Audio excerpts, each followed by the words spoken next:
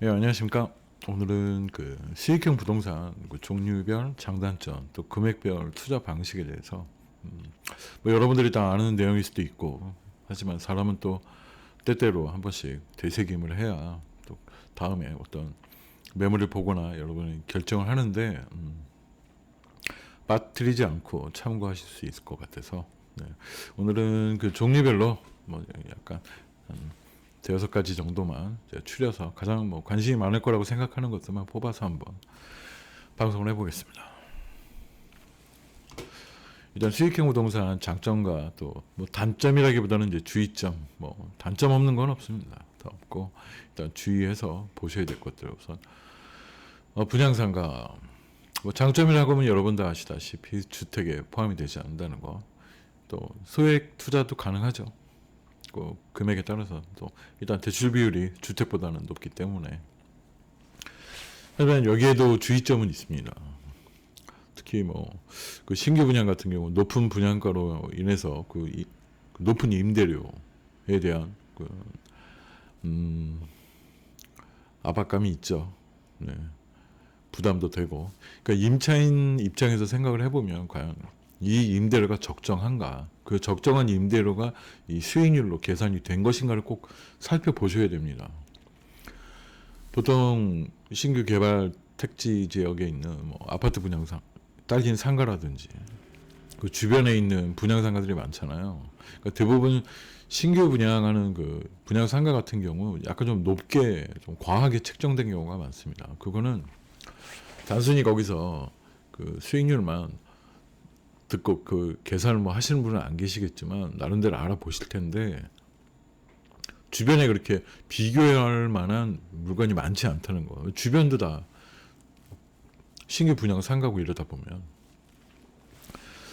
딱히 그 어떤 자료를 얻기가 쉽지는 않습니다. 그리고 이제 신규 분양 상가의 가장 위험한 게 이제 리스크가 큰 업종이죠. 뭐 편의점이라고 했는데 뭐 월 350, 뭐 250.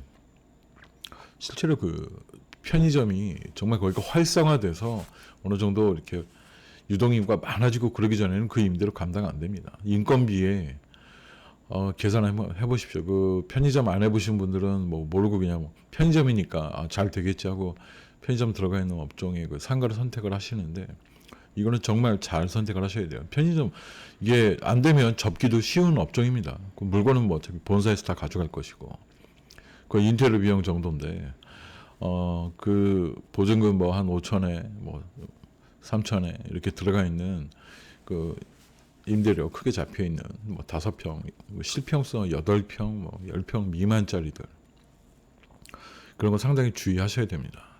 또 그런 게 뭐 잘 되는 곳은 잘 돼요. 잘 됩니다만 거기가 잘 되기 시작하면 주변에 나와 있는 공실 상가가 또 언젠가는 편의점으로 업종을 변경한다는 거. 그런 거 좀 주의하시기 바랍니다. 그 다음에 이제 뭐 때에 따라서는 처음에는 임대가 돼 있었는데 한번 나간 뒤로 그 장기 공실이 발생한다는 점.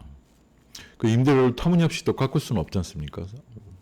매입한 금액이 있는데 거기 아무리 수익률을 조금 낮춘다고 해도 한계가 있는 것인데, 그러니까 그런 결정 때문에 어떤 다른 임차인을 받기가 어려워지고 또 주변 상가들하고 또 경쟁을 안 할 수가 없어요.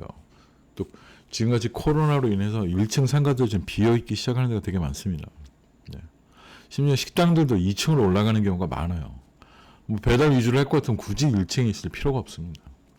네. 제과점들도 그렇고 2층에서 넓게 베이커리랑 카페랑 같이 경험으로 하시는 분들도 많습니다. 그러니까 여러분들도 수익형 부동산 중에 분양상가 같은 경우 저는 분양된 상가를 더 선호하긴 합니다.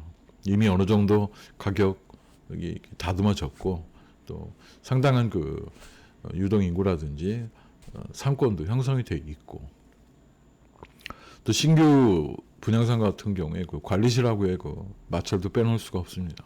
네, 상당히 까다로워요. 뭐 공사하는데도 관리실에 저기 허가를 받아야 되고 그러면서 나오는 트러블도 상당합니다.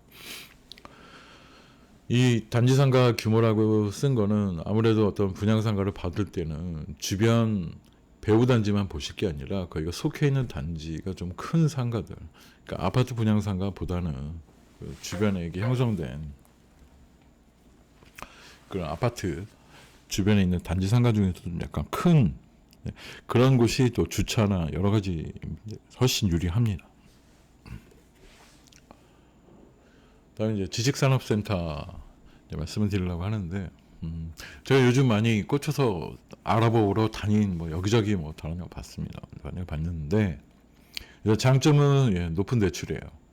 뭐 개인은 뭐 80% 정도지만 그 직접 사업체를 운영하시는 분들 같은 경우는 뭐 90% 이상도 나오는 경우가 있습니다.